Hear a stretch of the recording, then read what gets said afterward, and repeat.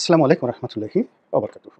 সম্মানিত দর্শক, আপনারা যারা আমেরিকার ডিপ স্টেট সম্পর্কে অবগত, তারা নিশ্চয়ই জানেন যে এই মুহূর্তে পৃথিবীর ৮০টি দেশে মার্কিন যুক্তরাষ্ট্রের সামরিক ঘাঁটি আছে। আবার বলছি, এই মুহূর্তে পৃথিবীর ৮০টি দেশে মার্কিন যুক্তরাষ্ট্রের সামরিক ঘাঁটি আছে। এটা হলো প্রকাশ্য আর্মি, তাদের সেনাবাহিনী এরকম ৮০টি দেশে ঘাঁটি গেড়ে বসে আছে। ফলে ওই দেশের অর্থনীতি, ব্যবসা বাণিজ্য, রাজনীতি মূলত আমেরিকার ইচ্ছায় চলে।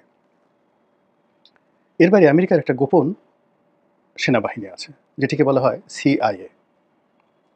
আপনারা সারা দুনিয়াতে সিআইএর যে সফলতা এবং সিআইএর যে কার্যকারিতা এবং সেই সিআইএর গুরুত্বপূর্ণ ভূমিকার কারণে তাদের যে ডিপ স্টেট থিওরি, অর্থাৎ বিভিন্ন দেশে তাদের পছন্দ মতো সরকার পরিবর্তন করার ক্ষেত্রে যুদ্ধ ছাড়াই শুধুমাত্র গোপন আর্মি দিয়ে, অর্থাৎ সিআইএ দিয়ে কীভাবে একটি দেশের সরকার পরিবর্তন করা যায়, তার জ্বলন্ত দলিল হলো সিআইএর ইতিহাস। বলা হয়ে থাকে ১৯৫০ থেকে আজকের দিন পর্যন্ত, অর্থাৎ ২০২৫ সন পর্যন্ত গত ৭৫ বছরে পৃথিবীর ১০০টি দেশে আমেরিকা তাদের পছন্দ মতো সরকারকে প্রতিষ্ঠা করেছে এবং অপছন্দের সরকারকে উচ্ছেদ করেছে কোনো রকম যুদ্ধ ছাড়া। তাহলে কি হলো, ৮০টি দেশে সরাসরি সেনাবাহিনী আর ১০০টি দেশের সরকার পরিবর্তন সিআইএর মাধ্যমে। সাম্প্রতিক সময় বাংলাদেশের কথা খুব আলোচিত হচ্ছে, শ্রীলঙ্কার কথা আলোচিত হচ্ছে এবং পাকিস্তানের ইমরান খানের ক্ষমতাচ্যুতি। এই তিনটি একেবারে পাক ভারত উপমহাদেশের একেবারে জলজল উদাহরণ। এরপর আপনি যদি আফ্রিকাতে যান, ল্যাটিন আমেরিকাতে যান, মধ্যপ্রাচ্যে যান, সেটা আরও অনেক লম্বা। তো এভাবে যারা গবেষক, সিআই নিয়ে যারা গবেষণা করেন, তারা গত ৭৫ বছরে ১০০টি সরকার পরিবর্তন হয়েছে সিআইয়ের ইচ্ছায়। ৩ নম্বর হলো তাদের শক্তিশালী ডলার।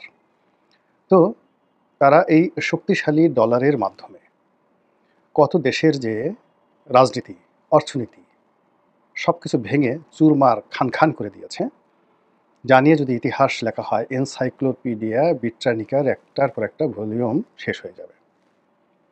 বাংলাদেশকে কেন্দ্র করে আমেরিকার যে ডিপ স্টেট পলিসি, এটা ১৯৭০ সন থেকে তারা শুরু করেছে। অর্থাৎ যখন এটি পাকিস্তানের একটি প্রদেশ ছিল, ঠিক সেই সময়টিতেই, যেহেতু পাকিস্তান তাদের ঘনিষ্ঠ বন্ধু, তারা এই পূর্ববঙ্গে হোসেন সৈয়দ সরওয়ার্দিকে রিক্রুট করে তাদের এজেন্ট হিসাবে। মূল কারণটা হলো যে এই অঞ্চলে কমিউনিস্ট এবং ভারত তাদের যে আধিপত্য, সেই আধিপত্যকে মোকাবেলা করার জন্য ৬০-এর দশক থেকে তাদের একটা মাস্টার প্ল্যান ছিল। আপনারা জানেন যে পণ্ডিত জওহরলাল নেহরুর সরকার মূলত সেই রাশিয়া ঘেঁষা বামপন্থী সরকার ছিল। অন্যদিকে সেই ডক্টর বিধানচন্দ্র রায়ের আমল থেকে পুরো পশ্চিমবঙ্গ, সেখানে বামপন্থী সরকারের জয় জয়কার। অন্যদিকে চীন, কমিউনিস্ট রাষ্ট্র চীন, রাশিয়া, পূর্ব ইউরোপ, পুরো ৫০ এবং ৬০-এর দশকে সারা দুনিয়াতে যেভাবে কমিউনিজমের জয় জয়কার শুরু হয়েছিল, সেক্ষেত্রে কেবলমাত্র পাকিস্তান ছাড়া পাক ভারত উপমহাদেশে তাদের কোনো বিশ্বস্ত বন্ধু ছিল না। তো পাকিস্তানের এই অংশটিকে তারা আলাদাভাবে শক্তিশালী করার জন্য একটা মাস্টার প্ল্যান তারা করেছিল এবং সেই মাস্টার প্ল্যানের বিপরীতে তাদের আরেকটা যেটা ছিল ডক্টরিন ছিল নেহেরু ডক্টরিন। তো সেই নেহেরু ডক্টরিন যেটা ছিল, সেই নেহেরু ডক্টরিন ব্যর্থ করে দেওয়ার জন্য প্রাণান্ত চেষ্টা করেছিল আমেরিকা। সেই একদিকে কমিউনিজম, অন্যদিকে নেহেরু ডক্টরিন, এর মধ্যে টানা হেঁচড়ার মধ্যে যখন আমাদের মহান মুক্তিযুদ্ধ শুরু হয়ে গেল, সেটাকে বানচাল করে দেওয়ার জন্য তারা ৭ম নৌবহর পাঠানোর সিদ্ধান্ত নিল। রাষ্ট্রটি স্বাধীন হলো। এটাকে বটমলেস বাস্কেট আখ্যা দিয়ে, তলাবিহীন ঝুড়ি আখ্যা দিয়ে বঙ্গবন্ধু সরকারকে ব্যর্থ করার, শেষ করে দেওয়ার সর্বোচ্চ চেষ্টা এবং তদবির তারা করা শুরু করলো এবং তারা সফল হলো ৭৫-ই ১৫ই আগস্টের মাধ্যমে। তো সেই যে আমেরিকার যে ডিপ স্টেট পলিসি, এটা এসে ৮০-র দশকে নীতিগতভাবে তারা কিছু সিদ্ধান্ত পরিবর্তন করে। এর কারণ হলো, তারা যেভাবে কমিউনিজমকে শত্রু মনে করেছিল, সেটা সোভিয়েত ইউনিয়নের পতনের পরে সেই ভয়টা তাদের কেটে যায়। পূর্ব ইউরোপের পতনের পরে সেই ভয়টা কেটে যায়। বার্লিন ওয়ালের পতনের পরে সেই ভয়টা কেটে যায়। কিন্তু সেই ২০০০ সন থেকে তাদের নতুন আতঙ্ক দেখা দেয় সেই চীন নীতি, মানে চীনের উত্থান। এবং চীনের যে উত্থান, সেই উত্থানটাকে তারা সাবেক সোভিয়েত ইউনিয়ন বা কমিউনিজমের উত্থানের চাইতে আরও ভয়াবহ মনে করে। ফলে চীনকে এই অঞ্চলে ঠেকানোর জন্য তারা একদিকে আফগানিস্তানে তাদের ঘাঁটি পাতে, অন্যদিকে তারা বিদেশে অর্থ বিনিয়োগ করে পাকিস্তানের সেনাবাহিনীর উপরে অবিচ্ছেদ্য কন্ট্রোল তারা স্থাপন করে চীন এবং ভারতের সঙ্গে একটা ব্যালেন্স তৈরি করার জন্য। তারা ভারতের সঙ্গে একটা ঘনিষ্ঠ বন্ধুত্ব গড়ে তোলে, আবার তার সঙ্গে সঙ্গে ভারত যেন ভেঙে না যায় সেখানে একটা তারা ভারতকে থ্রেটের উপর রাখার জন্য ভারতের অনেকগুলো বিচ্ছিন্নতাবাদী সংগঠনের সঙ্গে তারা সম্পর্ক স্থাপন করে। তো সেই দিক থেকে বে অফ বেঙ্গল, অর্থাৎ আমাদের যে বঙ্গোপসাগর, সেই বঙ্গোপসাগরে তাদের একটি ঘাঁটি দরকার এবং বাংলাদেশের মতো একটা ভূখণ্ডে তাদের একটা ঘাঁটি দরকার। এবং এখানে তাদের একেবারে পরীক্ষিত, জাস্ট লাইক কাতার, জাস্ট লাইক সংযুক্ত আরব আমিরাত, দুবাই, এরকম বিশ্বস্ত তাবেদার ঘনিষ্ঠ বন্ধু দরকার বাংলাদেশে। এবং সেই চেষ্টা তারা করে আসছে, কিন্তু গত 15 বছর ধরে শেখ হাসিনার সঙ্গে তারা আসলে পেরে ওঠেনি। এটা শেখ হাসিনার ভুল হতে পারে, শেখ হাসিনার সঠিক হতে পারে, সে ভিন্ন বিষয়, কিন্তু শেখ হাসিনাকে তারা যেভাবে চেয়েছিল ঠিক ওভাবে শেখ হাসিনা তাদেরকে রেসপন্ড করেনি। তো যাই হোক, এই জন্য শেখ হাসিনাকে সরানোর জন্য তাদের যে ডিপ স্টেট পলিসি, সেটি 2018 সনের আগের থেকেই, মানে 2016-17 সন থেকে তারা ক্রমাগত দুটো কাজ একসাথে চালাচ্ছিল। শেখ হাসিনার পতন, তাদের তাবেদার তৈরি করা এবং তাদের ডিপ স্টেট পলিসিটাকে এই অঞ্চলে চালু করা। এবং ওই পলিসির মধ্যে আমাদের পার্বত্য অঞ্চল, আমাদের সেই রোহিঙ্গা সমস্যা এবং সেন্ট মার্টিন দ্বীপ, এগুলো নিয়ে পর্দার আড়ালে যা কিছু হয়েছে শেখ হাসিনা মুখারা রমণীর মতো ফটাফট করে সব কথা বলে দিয়েছেন। বলে দেওয়ার পর তারা শেখ হাসিনাকে মোটামুটি খরচের খাতায় ফেলে দেয়। এবং এই যে তাদের যে খরচের খাতায় ফেলে দেওয়ার যে সিদ্ধান্তটি, এই সিদ্ধান্তটি তারা নিয়েছিল 2023 সনে। এবং 2023 সনে এই বাংলায় তারা যে সকল এজেন্ট নিয়োগ করেছিল, যে সকল তাদের মুখপাত্র ছিল, তাদের মুখোশ সাম্প্রতিক সময় খুলতে শুরু করেছে এবং তাদের অনেক কথা এখন তাদের নিজের মুখ দিয়েই তারা বের করে দিচ্ছে। তো এনিওয়ে, আমরা যারা প্রকাশ্যে কথা বলতাম সেই প্রথম থেকেই, 2009 থেকেই প্রকাশ্যে কথা বলতাম, আমরা আমেরিকার এই যে অবস্থান, এই অবস্থানটা বুঝতে পেরেছিলাম এবং আমরা দেশের পক্ষে অবস্থান নিয়ে সরকারকে সতর্ক করেছি, জনগণকে সতর্ক করেছি এবং এখনও কিন্তু আমরা সেই কাজটি করে যাচ্ছি।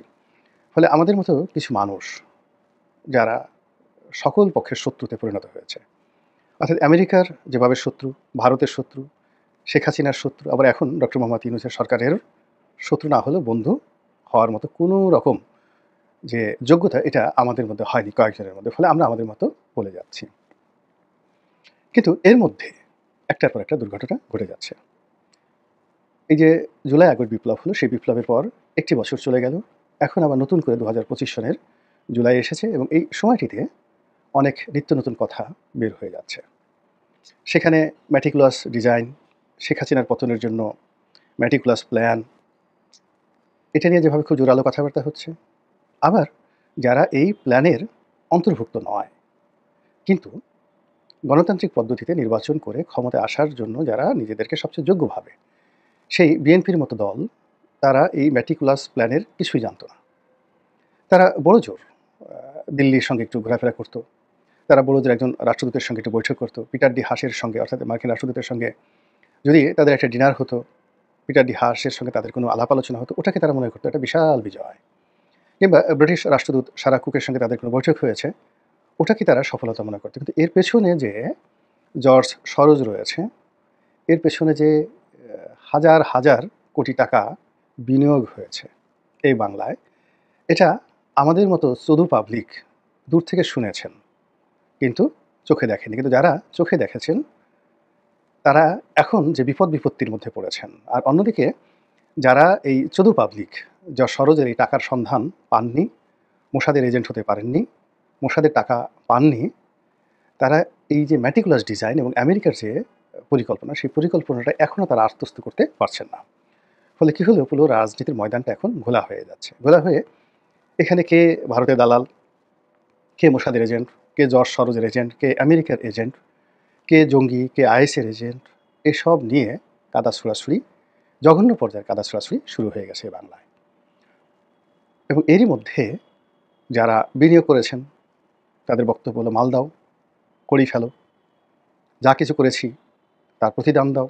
এবং এটা স্বাভাবিক। আপনারা জানেন যে মীর জাফরের পেছনে বিশাল ইনভেস্টমেন্ট ছিল জগৎ শেঠের। আর জগৎ শেঠকে দিয়ে এই ইনভেস্টমেন্টটা করিয়েছিল ব্রিটিশ ইস্ট ইন্ডিয়া কোম্পানি। এবং ব্রিটিশ ইস্ট ইন্ডিয়া কোম্পানির যে মাদ্রাজ অফিস, তাদের দুটো হেডকোয়ার্টার ছিল পাক ভারতে। একটা হলো মাদ্রাজে, আর একটা হলো ফোর্ট উইলিয়াম কলকাতাতে। কলকাতাটা তুলনামূলকভাবে ছোটো অফিস ছিল। তো মাদ্রাজ অফিসের যিনি সামরিক প্রধান ছিলেন, সেটা হলো কর্নেল এই যে আমাদের রবার্ট ক্লাইভ। তো রবার্ট ক্লাইভকে বিশেষ দায়িত্ব দিয়ে পাঠানো হয় ফোর্ট উইলিয়ামে, অর্থাৎ কলকাতার দায়িত্বে। এবং সেখানে তাদের মধ্যে যে চুক্তি হয়, অর্থাৎ জগৎ শেঠ, রায়দুল্লভ, ইয়ার লতিফ, মীর জাফর এদের মধ্যে যে চুক্তি হয়, সেই চুক্তির জন্য যে আর্থিক বিনিয়োগ সেটা জগৎ শেঠ করে, আর সামরিক বিনিয়োগ যেটা আছে সেটা ইস্ট ইন্ডিয়া কোম্পানি করে। তো যখন যুদ্ধে জয়লাভ করল ইস্ট ইন্ডিয়া কোম্পানি, তখন মীর জাফরকে এর উপর চাপ প্রয়োগ করা হলো, ঠিক আছে তোমাকে দেওয়ানি দেওয়া হলো, এখন আমাদের এই যুদ্ধের খরচ দাও, টাকা দাও। এবং ওই জমানাতে যখন সোয়া ভরি একটা গিনি মুদ্রার, স্বর্ণ মুদ্রার যে ভ্যালু ছিল সোয়া ভরি, অর্থাৎ এখনকার টাকার ধরুন অলমোস্ট 2 লাখ টাকা। 24 ক্যারেটের সোয়া ভরি স্বর্ণের দাম এখন প্রায় 2 লাখ টাকা। তো তখন বাংলার রাজভাণ্ডার থেকে ইমিডিয়েটলি তাদেরকে 2 কোটি টাকা, অর্থাৎ 2 কোটি স্বর্ণ মুদ্রা মীর জাফরকে দিতে হয়েছিল ইস্ট ইন্ডিয়া কোম্পানিকে। আর এই যে টোটাল যে ব্যাংকিং ব্যবস্থা, আজকে যেমন এসালম, তারপর শেষে ধরেন অন্যান্য যে ব্যাংক দানবরা রয়েছে, ঠিক ওই জমানাতে পুরো বাংলা, বিহার, উড়িষ্যার যে ব্যাংকিং ব্যবস্থা, রাজস্ব ব্যবস্থা, এটার একছত্র আধিপত্য, ব্যবসা বাণিজ্য আধিপত্য ছিল জগৎ শেঠ এই পরিবারের। তো তারাও সেই রাষ্ট্রের কাছে চেয়ে বসলো, এবং এটার চাপ সামাল দেওয়ার মতো অবস্থা বাংলাদেশের রাজস্ব ব্যবস্থার ছিল না, মীর জাফরের ছিল না। ফলে কি হলো, ইস্ট ইন্ডিয়া কোম্পানির সাথে মীর জাফরের বিরোধ শুরু হয়ে গেল। বিরোধ মানে কি, মানে অপারগতা, আর সে পারছে না। ফলে কি হলো, মীর জাফরকে সরিয়ে বসানো হলো সেই মীর কাসিমকে। মীর কাসিমও পারছিলেন না। তখন মীর কাসিমকে আবার যুদ্ধে পরাজিত করে আবার মীর জাফরকে বসানো হলো, এবং তাকে পুতুল বানিয়ে পুরো রাজস্ব ব্যবস্থাটা নিয়ে গেল সেই ইস্ট ইন্ডিয়া কোম্পানি। তো এরকম মানে এই যে ডিপ স্টেট বলতে যা বোঝায়, অর্থাৎ একটা দেশে যখন সরকার পরিবর্তন হয় তার পেছনে যারা করে তাদের দেনা পাওনা থাকে। তো এক্ষেত্রে আমাদের এই বাংলাদেশের শেখ হাসিনার যে পতন, এই পতনের পেছনে যে ডিপ স্টেট রয়েছে তাদের দেনা পাওনা তো অবশ্যই আছে। সেই দেনা পাওনাগুলো কি? সেই দেনা পাওনাগুলো নিয়ে যা আলোচনা হচ্ছে, যা কথাবার্তা হচ্ছে, সেগুলো তো পিলে চমকানোর মতো।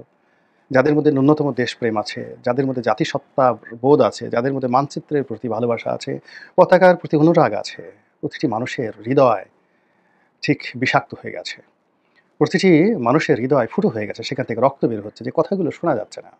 এরই মধ্যে যখন শোনা যাচ্ছে যে আমাদের সেই আমেরিকা এটা চাচ্ছে, ওটা চাচ্ছে, এর মধ্যে যখন শোনা যাচ্ছে আমেরিকার পররাষ্ট্রমন্ত্রী কথা বলছে আমাদের প্রধান উপদেষ্টার সঙ্গে, কি কথা তাহাদের সঙ্গে আমরা কিছুই জানি না, হালকা পাতলা যে সকল কথাবার্তা আমাদের সোর্স থেকে, অর্থাৎ বাংলাদেশের সরকারের পক্ষ থেকে বলা হচ্ছে, এগুলো আমাদের রক্তক্ষরণ বন্ধ হচ্ছে না, বরং অজানা আশঙ্কা, অজানা ভয়, অজানা আতঙ্ক আমাদেরকে তাড়া করছে। এরই মধ্যে অর্থনীতির অবস্থা, ব্যবসা বাণিজ্যের অবস্থা, কিচ্ছু বললাম না। আপনারা শুধু নিজেদের বুকে একটু হাত দেন, নিজেদের ঘরে একটু খোঁজ নেন, ব্যাংকের খোঁজ নেন, তাহলে বুঝতে পারবেন যে বেদনা কোন পর্যায়ে পৌঁছায় গেছে। একজন বিখ্যাত লোকের একটা বাণী শুনছিলাম, খুব বিখ্যাত একজন ব্যক্তি, আমি এই মুহূর্তে তার নামটা মনে করতে পারছি না, ভিন ডিজেল নাকি সেই ওয়াশিংটন, তার একটা জাস্ট ভয়েস। তো সেখানে যে বক্তব্যটা সেটা হলো, যখন আপনার ব্যাংকে পর্যাপ্ত টাকা থাকবে, অর্থাৎ ঘরে টাকা থাকবে, আপনি ক্ষুধার্ত থাকেন কিন্তু আপনার ক্ষুধা লাগবে না, আপনার পেটে খাবার নেই কিন্তু আপনার কোনো টেনশন হবে না। কিন্তু যখন আপনার ব্যাংকে টাকা থাকবে না, আপনি সকালবেলা নাস্তা করেছেন কিন্তু 1 ঘন্টার মধ্যে আপনার ক্ষুধা লেগে যাবে, এবং ক্ষুধার আতঙ্কে আপনার মস্তিষ্ক কোনো কাজ করবে না।